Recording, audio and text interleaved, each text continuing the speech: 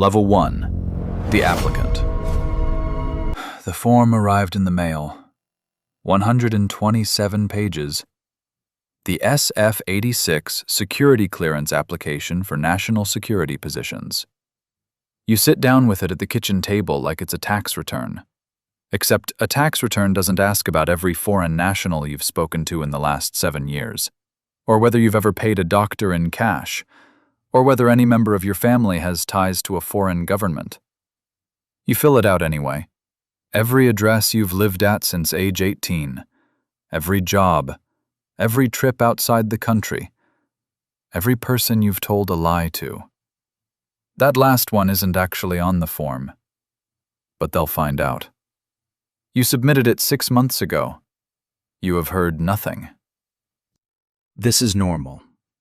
The background investigation takes anywhere from 6 to 18 months.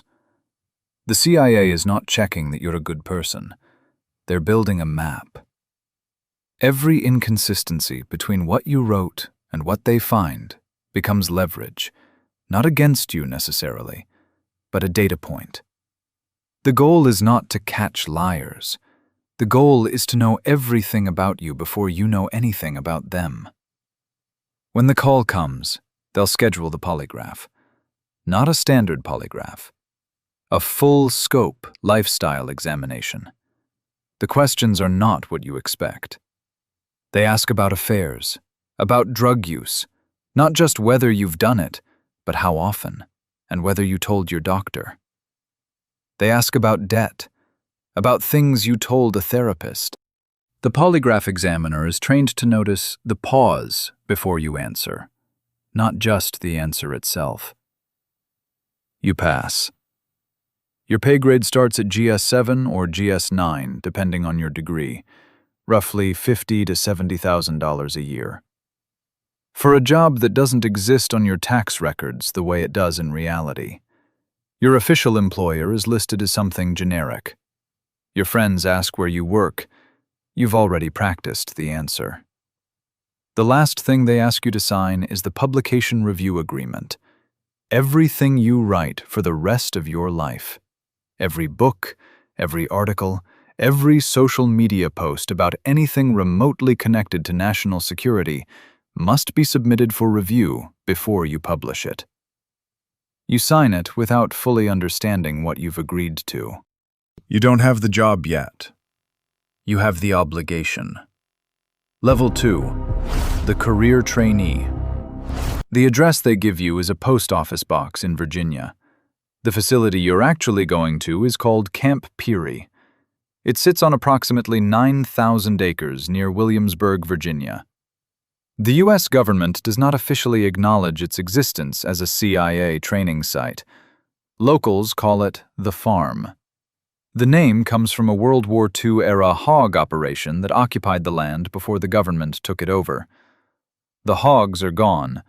The name stayed. You will spend approximately 6 months here, possibly longer.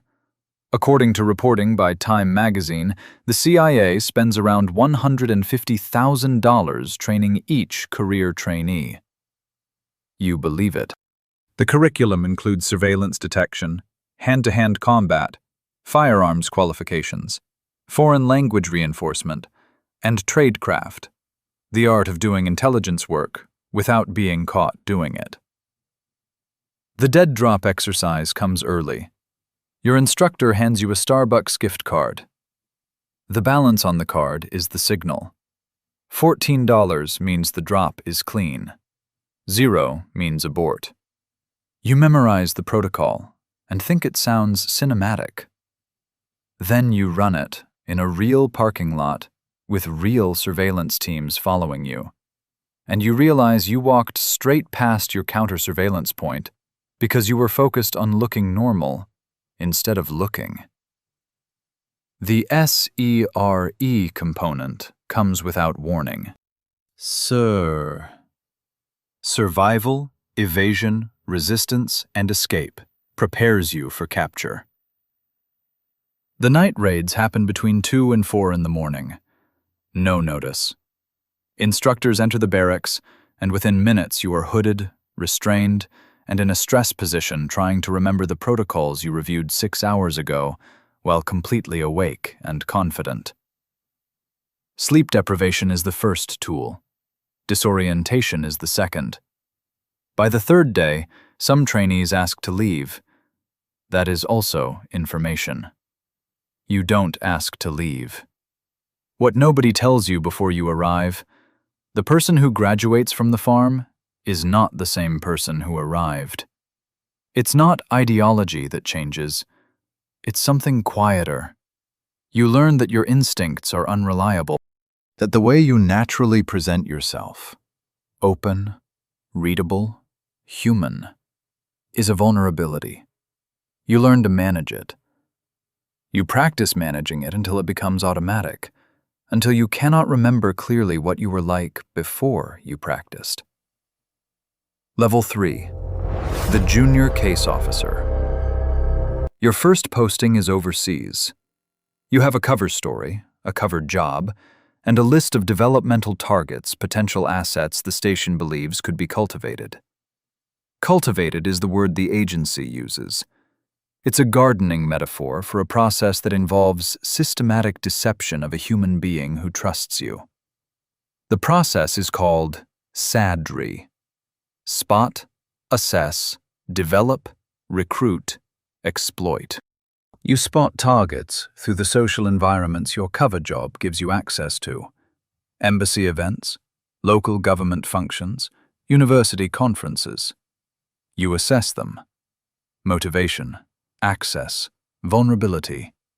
Is this person ideologically sympathetic? Under financial pressure?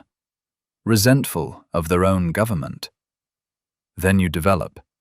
You become a genuine presence in their life. You meet for coffee. You ask about their family. You listen.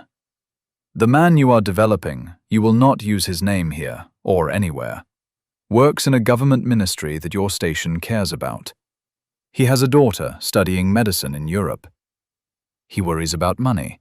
He likes chess and argues about it badly. Over 3 years, you have met him 46 times. He considers you a friend. He does not know what you are doing. He does not know what he is becoming. According to reporting by Task and Purpose, CIA case officers have significantly elevated rates of divorce compared to the general population. The numbers vary by source and are not officially confirmed by the agency. What is confirmed by former officers in published memoirs: the cover requires you to maintain one identity at work and a different one at home, and the gap between them widens over time in ways that are difficult to explain to anyone who hasn't lived it. Marriages are lost to something that doesn't appear on any official record. Your asset in the ministry eventually goes quiet, not because he's compromised, because the station's priorities shift. A new administration takes office in Washington. The intelligence requirements change. The ministry he works in is no longer a collection priority. You do not tell him this. You simply stop calling. 3 years of meetings, and the relationship ends with administrative silence. There is no protocol for explaining to a person that they were useful, and now they aren't. So you don't explain anything. You move on to the next developmental. Level 4. The Case Officer. You have assets now. Plural. Each one a person. Each one a risk. The meetings follow patterns routines calibrated to look accidental. A lunch that happens to be at the same restaurant. A walk that brings 2 people to the same corner. The signal system is layered. Chalk marks on walls, objects left in windows, variations in routine that mean something to you and nothing to anyone watching. You run counter-surveillance before every meeting. You run it after. You are looking for the same person twice, for the car that made the same turn, for the gap in the pattern. Your communications with headquarters go through the cable system, encrypted traffic, formatted in specific headers, routed through a queue. You send a cable, and you do not know when it will be read. You do not know who will read it first.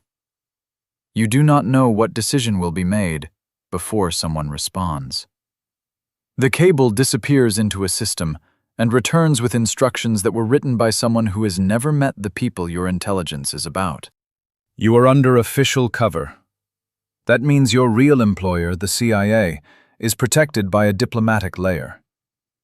If you're caught doing intelligence work, your cover country can declare you persona non grata, expel you, and avoid a formal espionage charge.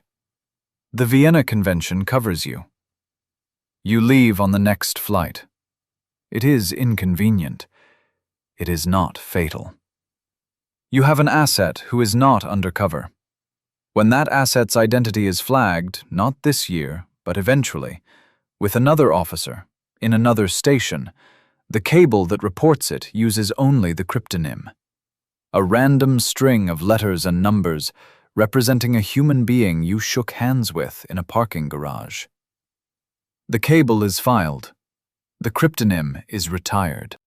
The form you send into the dark does not know where it lands. You learn this not from a manual, but from watching what happens when things go wrong for other officers. The system processes the loss efficiently. The paperwork is clean. There is no file for what it costs the person on the other side. Official cover protects you. It does not protect the person on the other side of the meeting. Level 5. The knock. Your name is not your name anymore. Knock. Non-official cover. The category of CIA officer that does not exist even inside the system in any way that can be acknowledged if something goes wrong. You have no diplomatic passport, no embassy affiliation, no cover story that connects you to the US government in any verifiable way. Your legend, the constructed identity the CIA built for you, exists across every document that matters. Tax records, educational credentials, professional history, credit profile. You are, on paper, a person who has lived an entire life that you have not lived. You know that life in detail. You have rehearsed it until the rehearsed version feels more reliable than the real one. The CIA's official protocol, if you are arrested in a foreign country: denial. The agency has never heard of you. There is no record of your employment. You are a private citizen who appears to have committed espionage under the laws of the country that is holding you. The Vienna Convention does not apply. You have no diplomatic cover to fall back on. What you have is your cover story, and the hope that it holds under interrogation. This is the agreement you made. It was not hidden from you. You signed the forms. The identity erosion is something that former NOC officers have described in published accounts, and it follows a predictable pattern. You stop dreaming under your real name. The reflexive answers when someone asks where you grew up, what your parents do, where you went to school, come from the legend first. Every time. Even when you are alone. Even when there is no reason to perform. You catch yourself and correct. Then you realize the correction is also a performance. You are not sure, some mornings, which direction the correction should go. In 2003, a CIA officer named Valerie Plame was outed as a knock, not by a foreign intelligence service, not through a failed operation, but by officials within the US government itself. Her name appeared in a newspaper column following a political dispute involving her husband. The Intelligence Identities Protection Act made outing a covert officer a federal crime. No one was ultimately convicted of outing her. The system that was supposed to protect her found other priorities. She was not burned by an enemy. She was burned by the house. Level 6. The Chief of Base. Your base covers a region that most people back home couldn't locate precisely on a map. 2 officers under you. A locally employed staff who know less than they think and more than is comfortable. A safe house you've never fully trusted. You are the senior CIA presence here. There is no one above you in this country to consult in real time. The cables go back to the regional station, and from there to headquarters, and decisions come back in hours or days. In the gap between sending and receiving, you make calls that nobody else is positioned to make.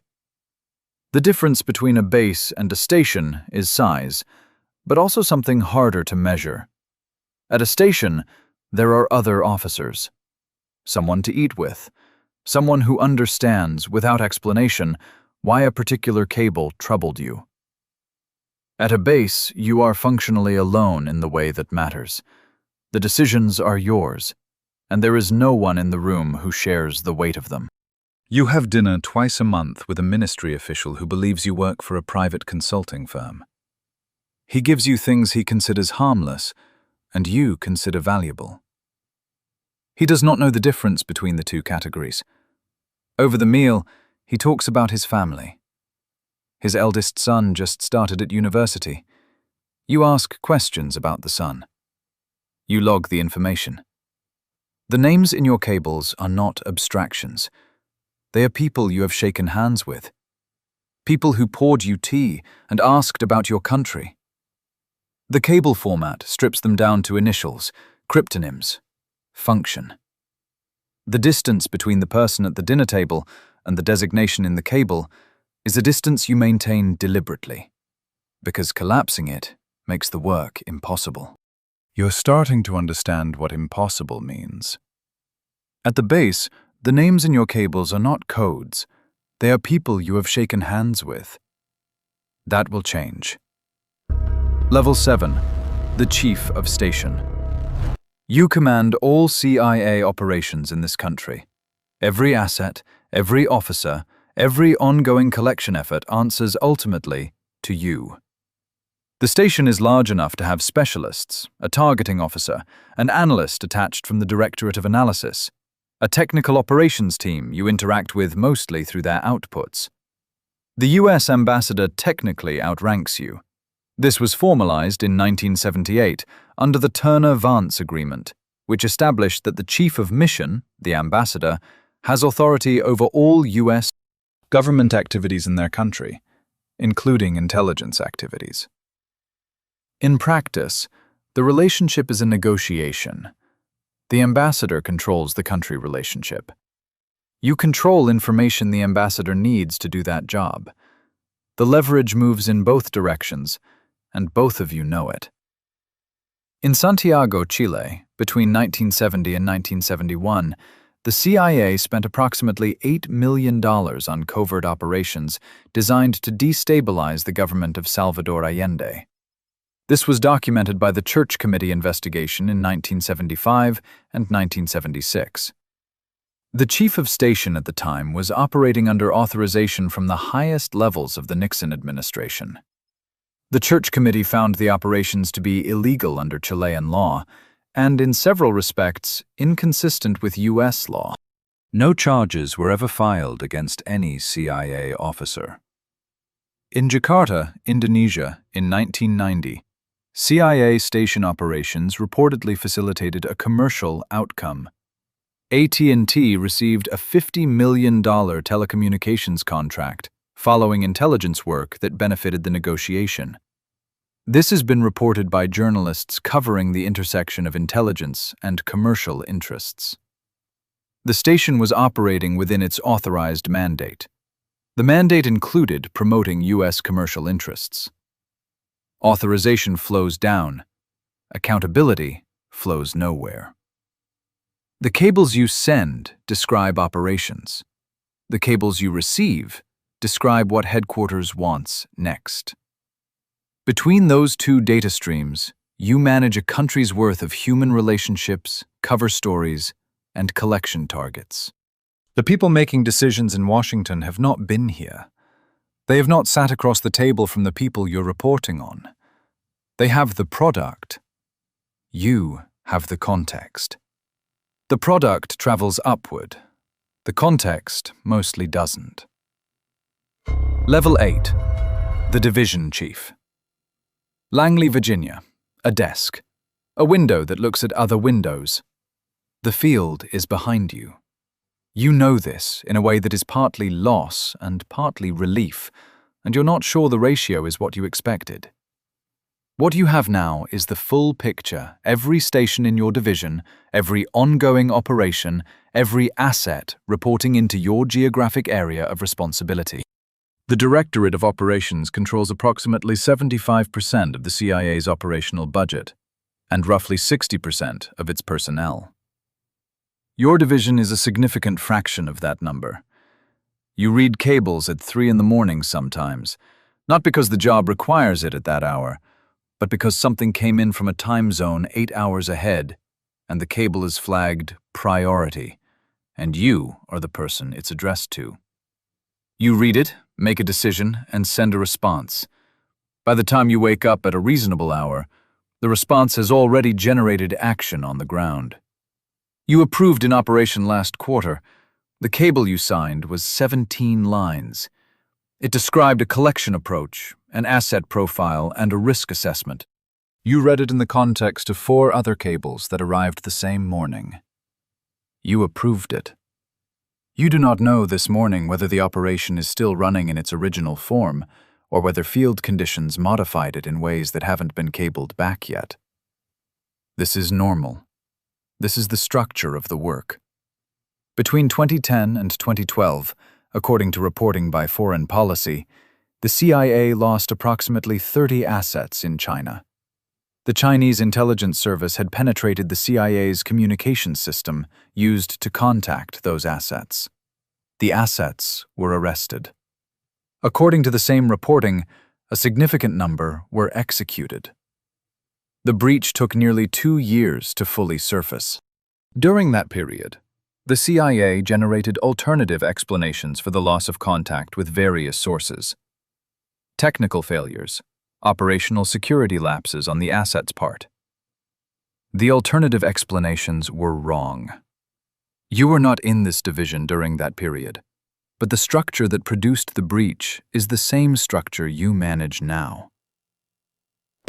Level 9. The Deputy Director of Operations. You command the entire global clandestine service. Every case officer in every station in every country.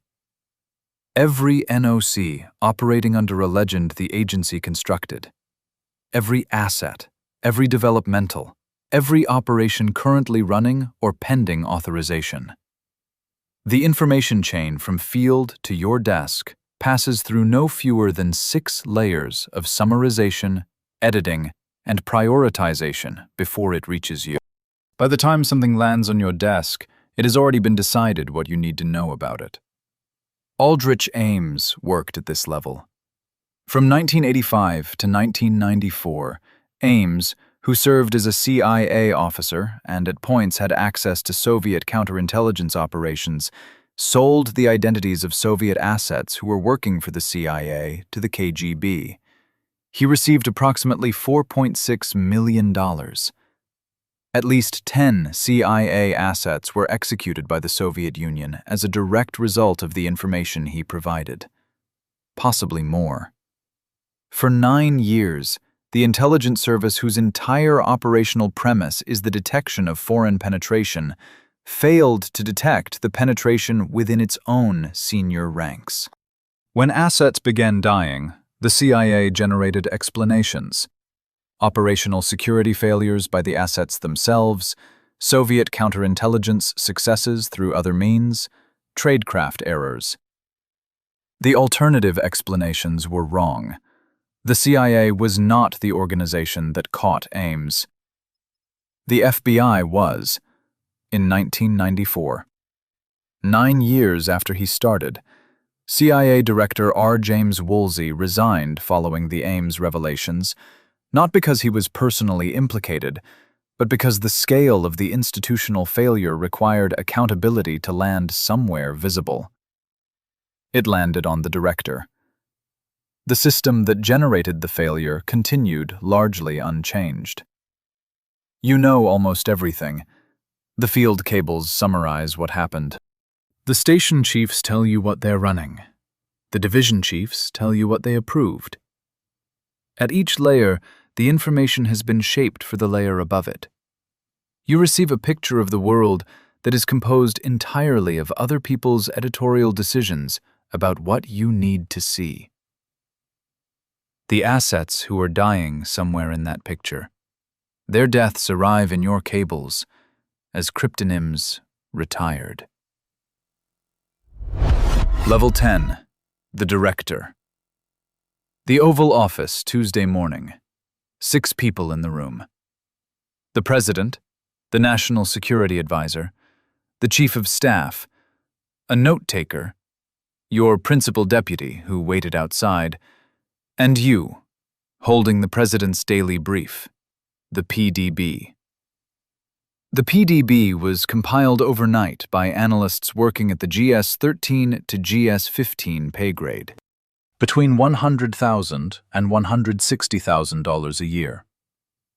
The intelligence in it was collected by assets who will never know this document exists, handled by case officers who will never be in this room, processed by analysts who will never meet the person they're briefing, passed through 8 or more layers of review, summarization, and security clearance verification, and distilled into the document you are now holding. Fewer than 10 people in the world will read it today. Lyndon Johnson, during his presidency, demanded a single-page briefing in the evenings. 1 page. The intelligence community complied. Richard Nixon largely bypassed the Director of Central Intelligence. His National Security Advisor, Henry Kissinger, established a parallel intelligence channel that effectively sidelined the DCI from key decisions. The Director is, by statute, the head of the CIA. The Director also serves at the pleasure of the President. Both things are true, simultaneously. In 2025 and 2026, CIA directors, like directors of national intelligence before them, faced explicit political pressure over intelligence assessments that conflicted with administration preferences. Several senior intelligence officials were removed from their positions. The intelligence community's independence from political direction is a structural principle and an operational aspiration. It is not a guarantee. In 2003, the CIA's assessment that Iraq possessed weapons of mass destruction was incorporated into the National Intelligence Estimate that helped justify military intervention. The assessment was wrong. The intelligence passed through the same chain you are now part of. The process did not fail. The process functioned exactly as designed and produced a catastrophic error at the end of it. You hold the document. You did not write it.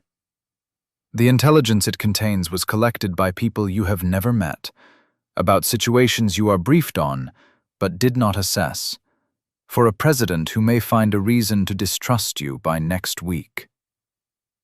Every level below you has already decided what you are allowed to understand. The applicant at level 1 filled out a form. He signed away the right to write freely before he had written anything worth protecting. He believed in something.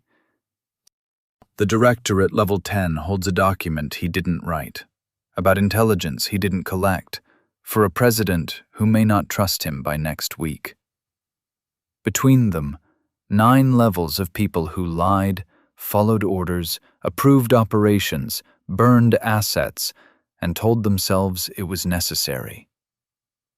None of them are wrong. None of them are free. The cycle continues. A form sits on your kitchen table, 127 pages, already signed.